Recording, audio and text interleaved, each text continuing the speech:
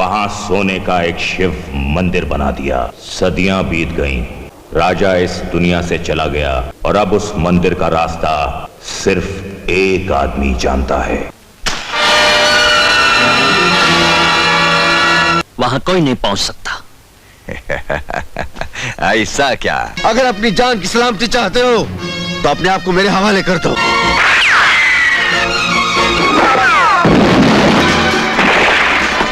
बस में रखना मुश्किल है, हाँ दिल्ली है।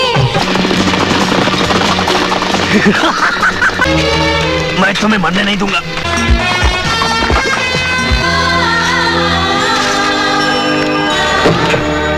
मर जाएंगे हम या तो पापी को मार देंगे।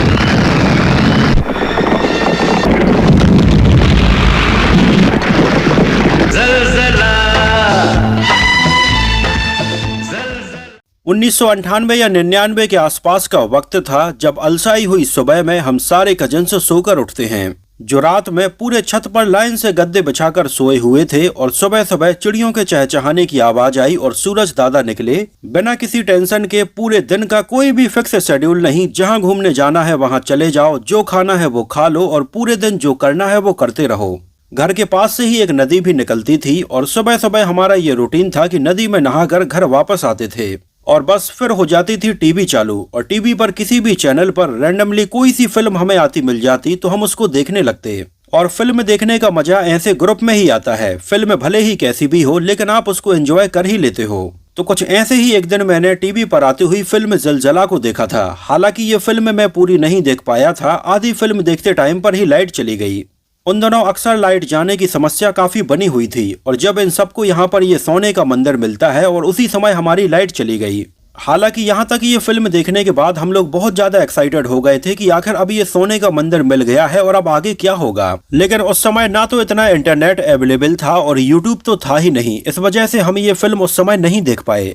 और कई महीनों बाद जब ये फिल्म दोबारा से टीवी पर आई तब जाकर हमने इसको पूरा देखा था।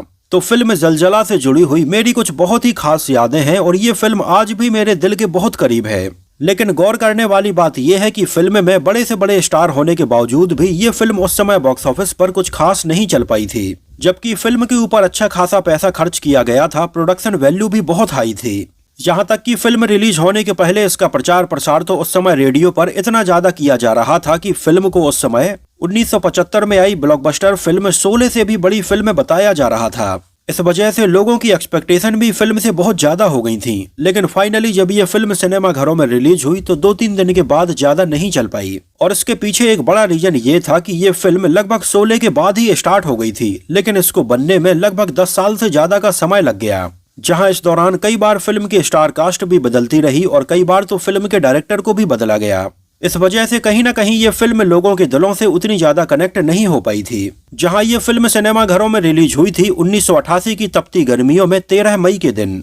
ये वो समय था जब 1987 में टीवी पर रामानंद सागर की रामायण भी टेलीकास्ट होना शुरू हुई थी और लोग इसको बहुत ज्यादा पसंद कर रहे थे।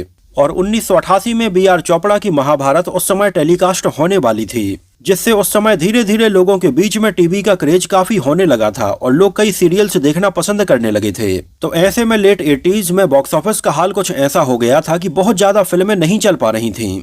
और 13 मई 1988 को फिल्म ज़लज़ला के साथ में क्लैश होता है श्रीदेवी और शत्रुघ्न सिन्हा की फिल्म शेरनी का।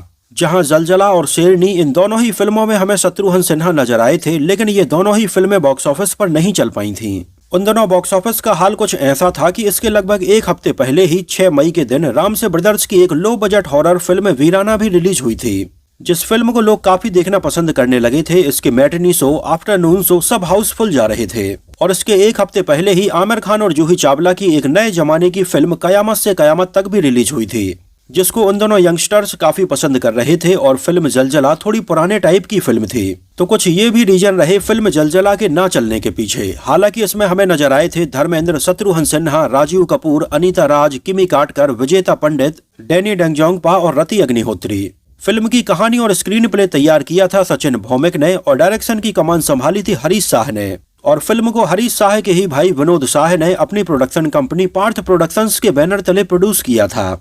यहाँ पर आपको बताते चलें कि हरीश शाह और विनोद शाह ने मिलकर कई फिल्मों को प्रोड्यूस किया, जिनमें मेरे जीवन साथी और काला सोना जैसी फिल्में हैं। और हरीश शाह ने उस समय तक जलजला जैसी बड़ी फिल्म को डायरेक्ट करने के पहले मात्र एक फिल्म का डायरेक्शन किया था। ये फिल्म थी धन दौलत।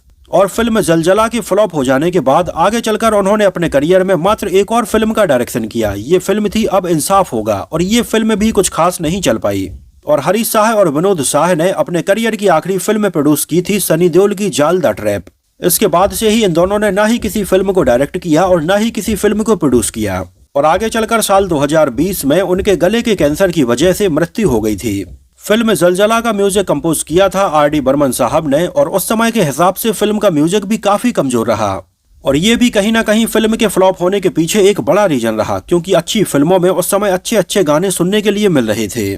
तो वहीं फिल्म जलजला में टोटल 4 गाने रखे गए थे, लेकिन इन गानों को बहुत ज्यादा पॉपुलैरिटी नहीं मिल पाई। ये गाने थे अरे चाकू चले तेरे लिए बाजारों में, होली आई रे आई होली आई, मर जाएंगे हम, और दिल है कब किस पे सरकार। जहां इनमें से शायद ही आज आपको इसका कोई भी गाना याद हो। इन गानों में आवाजें थी किशोर कुमार, कविता कृष्णमूर्ति, शैलेंद्र सिंह, अनुराधा पौडवाल, सुदेश भोंसले, हरिहरन, मोहम्मद अजीज और आशा भोंसले की। एक नजर डालते हैं इसके बजट और बॉक्स ऑफिस कलेक्शन के ऊपर। तो उस समय के हिसाब से फिल्म जलजला का बजट काफी ज्यादा रखा गया था, लगभग 2 करोड़ 90 लाख रुपए। लेकिन ये फिल्म उस समय इंडिया में मात्र 2 करोड़ 50 लाख रुपए का ही कलेक्शन कर पाई थी, और वर्ल्ड वाइड में लगभग 3 करोड़ 10 लाख रुपए का कलेक्शन हुआ। और ये 1988 की एक much awaited, much anticipated film थी, लेकिन बॉक्स ऑफिस पर ये फ्लॉप रही। और 1988 में बॉक्स ऑफिस पर पैसे कमाने के मामले में ये 24वें नंबर पर रही थी। वैसे 1988 की अगर हाईएस्ट ग्रॉसिंग फिल्मों की बात करें तो ये फिल्में थीं तेजाब, शहंशाह, कयामत से कयामत तक, खून भरी मांग और वक्त की आवाज। और फिल्म जलजला को IMDb पर 5.8 आउट ऑफ 10 रेटिंग मिली हुई है। वैसे अगर देखा जाए तो फिल्म जलजला एक बहुत ही अलग तरह की फिल्म रही, और आज भी ये फिल्म लोगों को कहीं ना कहीं याद होगी जिन्होंने इस फिल्म को एक बार भी कहीं देखा होगा। क्योंकि फिल्म की कहानी बड़ी ही एडवेंचरस थी, जहां पर एक सोने के मंदिर की तलाश में कई लोग निकलते हैं। तो एडवेंचर और फिक्शन से भरी हुई ये कहानी तो काफी मजेदार थी, लेकिन इसका स्क्रीन प्ले काफी कमजोर था और बहुत ढीला था। वैसे ये कंसेप्ट बहुत ज्यादा यूनिक नहीं था। एक्चुअली में ये एक रीमेक फिल्म थी, एक अमेरिकन ब्लॉकबस्टर फिल्म मैकेनाज गोल्ड की, जो एक वेस्टर्न फिल्म थी। इसको साल 1969 में रिलीज किया गया था, और इसमें भी हमें यही देखने के लिए मिलता है कि कई लोग सोने की तलाश में निकलते हैं। तो इसी फिल्म का हिंदी में रीमेक जलजला के नाम से बनाया गया था, जहाँ पर फिल्म जलजला के स्टार्टिंग में हिंदी ऑडियंस के हिसाब से इसके स्क्रीन प्ले में काफी बदलाव किया गया था, कुछ कैरेक्टर्स में बदलाव किए गए थे।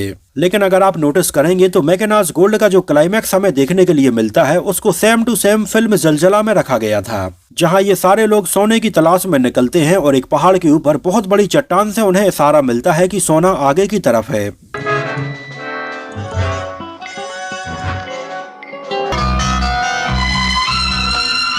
They'd reached it.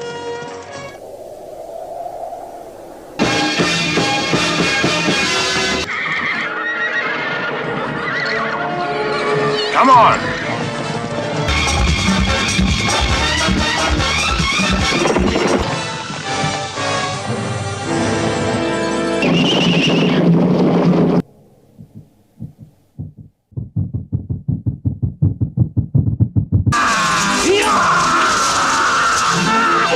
और सोना इनको मिल भी जाता है, लेकिन इसके बाद में यहाँ पर पूरा पहाड़ एक एक करके गिरने लगता है। तो बिल्कुल सीन बाय सीन इसको फिल्म जलजला में भी रखा गया था, जहाँ पर केवल बदलाव ये किया गया था कि यहाँ पर सोने का मंदिर बनाया गया और इसको भगवान से जोड़ा गया कि यहाँ पर शिव जी का मंदिर है और हर शिवरात्रि के दिन यहाँ पर पूजा होती है।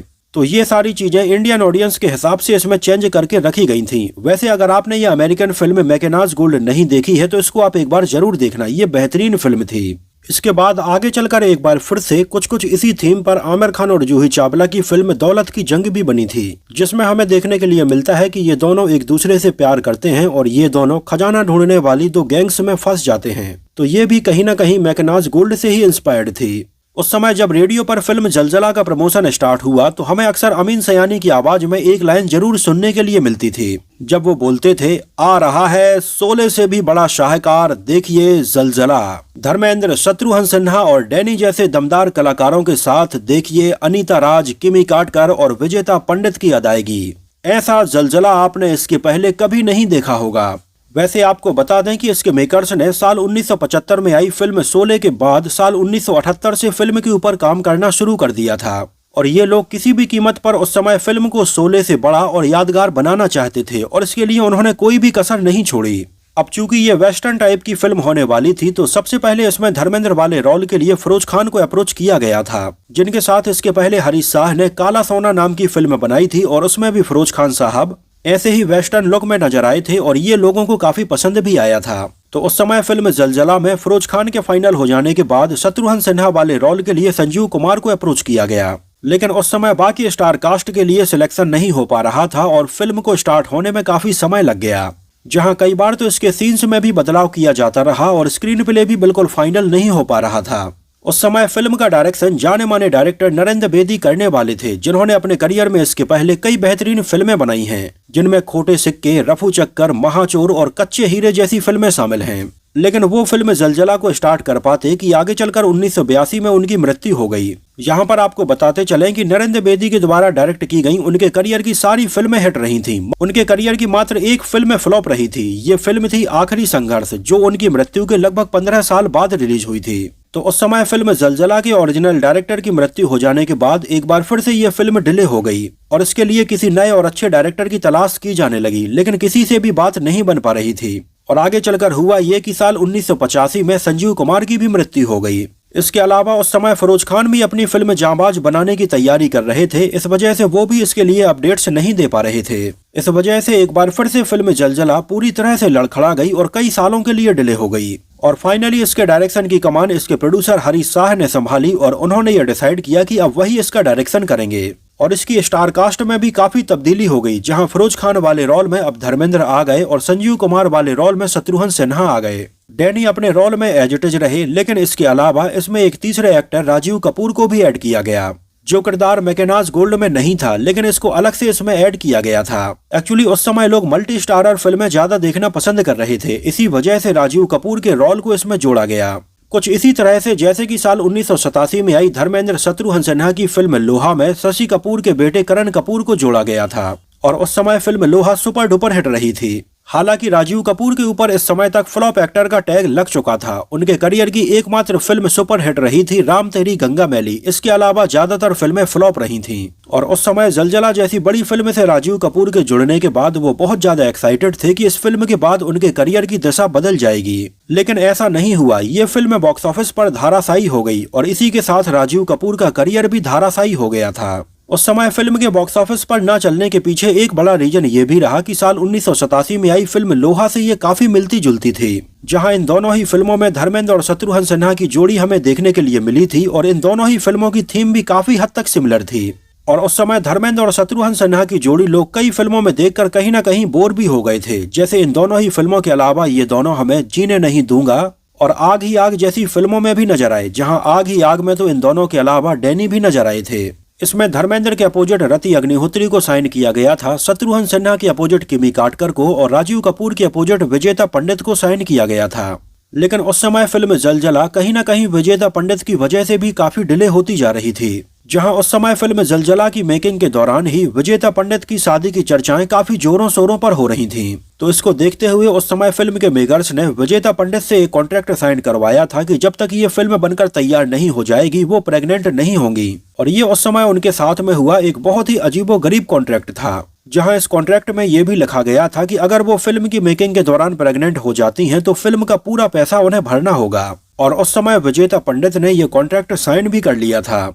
हालांकि आगे चलकर उन्होंने शादी के बाद फिल्मों में काम करना लगभग पूरी तरह से बंद ही कर दिया था। बात करें फिल्म की शूटिंग लोकेशंस की तो इसके कई सीन कश्मीर में शूट किए गए और कई सीन नासिक के आसपास की लोकेशंस पर फिल्माए गए हैं। जैसे जिस गांव में राजीव कपूर और शत्रुघ्न सिन्हा अपने घोड़े पर बैठकर जाते हैं वो गांव नासिक का गंगापुर अमरधाम है। तो वहीं राजीव कपूर का अपने घोड़े से लड़की के बारे में पूछने वाला सीन सोमेश्वर टेम्पल नासिक में शूट किया गया। इसके अलावा फिल्म के कई सीन फिल्म सिटी, महबूब स्टूडियो, चांदीवाली स्टूडियो और फिल्मिस्तान में भी शूट किए गए हैं। और यहीं पर इन चट्टानों के बीच में इस सोने के मंदिर का ये पूरा सेट तैयार किया गया था, जहां पर इस लोकेशन के जितने भी वाइड एंगल शॉट हमें देखने के लिए मिलते हैं उनको कश्मीर में शूट किया गया और जो क्लोजअप देखने के लिए मिलते हैं उनको सेट पर फिल्माया गया था। और कहीं ना कहीं साल 1988 के हिसाब से इन सारे सीन्स को बहुत अच्छे से शूट किया गया था, क्योंकि उस समय VFX नहीं था, इस वजह से ये सारी चीजें सेट पर बनाई गई थीं। इसके अलावा इसमें रति अग्निहोत्री का काफी छोटा रोल था और इसमें उनकी आवाज को किसी और ने डब किया था। तो वहीं इसमें हमें डैनी के भाई बने हुए धैन धनोबा भी नजर आए थे और इसमें उनकी आवाज को भी किसी और ने डब किया था। तो वहीं इसमें राजीव कपूर का जो एंट्री सीन था, जहां पर वो एक घोड़े से अपनी खटिया बांधकर उस पर लेटे हुए नजर आते हैं, एक्चुअली इस सीन को कॉपी किया गया था दे कॉल मी ट्रिनिटी से। इस पूरी फिल्म में सोने को लेकर इतना ज्यादा ऑब्सेशन दिखाया गया कि डैनी के किरदार का नाम ही सोना सिंह रखा गया था। यहाँ तक कि इतना ही नहीं, उनके असली दांतों को निकालकर सोने के दांत लगाए गए थे और इसके लिए उनके दांतों के ऊपर सोने की तरह चमकने वाली एक पट्टी लगाई गई थी। तो वहीं इसमें डैनी के छोटे भाइयों गुलशन ग्रोवर और धैन धनोबा, इन दोनों के ही नाम हीरा मोती रखे गए थे, मतलब सोना, हीरा, मोती। और इसके एक सीन में अगर आपको याद हो तो धर्मेंद्र अपनी पत्नी का मंगलसूत्र लेकर एक लोहार के पास में जाते हैं और उससे इस सोने की एक गोली बनाने के लिए बोलते हैं और वो ये वचन लेते हैं कि इस सोने की गोली से ही वो सोना सिंह को मारेंगे। मतलब पूरी फिल्म में हमें हर जगह सोना ही सोना देखने के लिए मिलता है। तो वहीं इसमें नजर आए धर्मेंद्र, शत्रुघ्न सिन्हा और राजीव कपूर के अगर नाम को आप ध्यान से देखेंगे तो इन तीनों के ही नाम होते हैं शिव, शंकर, भोले, और ये तीनों ही शिव जी के नाम हैं, जिनका सोने का मंदिर हमें इसमें नजर आता है। उस समय इसमें डैनी के द्वारा बोले जाने वाला डायलॉग ऐसा क्या और जापटा भी लोगों के बीच में काफी पॉपुलर हुआ था। तो दोस्तों, ये तो बात हुई फिल्म जलजला से जुड़े हुए बहुत सारे अननोन फैक्ट्स के बारे में। मुझे तो ये फिल्म उस समय काफी पसंद आई थी और काफी एडवेंचरस लगी थी। आप में से कितने लोगों को ये फिल्म पसंद आई थी? और अगर आप में से किसी ने इसको उस समय सिनेमा हॉल में देखा हो तो हमें सिनेमा हॉल का नाम और शहर का नाम भी जरूर बताना। और अगर फिल्म से जुड़ी हुई आपकी कुछ खास यादें हैं तो हमारे साथ आप उनको जरूर शेयर कीजिए। तो फिलहाल के लिए इस वीडियो में इतना ही। अगर ये वीडियो आपको पसंद आया हो, मेरी मेहनत आपको पसंद आई हो, तो इसको प्लीज लाइक करके मुझे इस बात का जवाब जरूर दीजिए। तो मिलते हैं किसी नए वीडियो में कुछ और ऐसी ही इंटरेस्टिंग और रोचक बातों के साथ।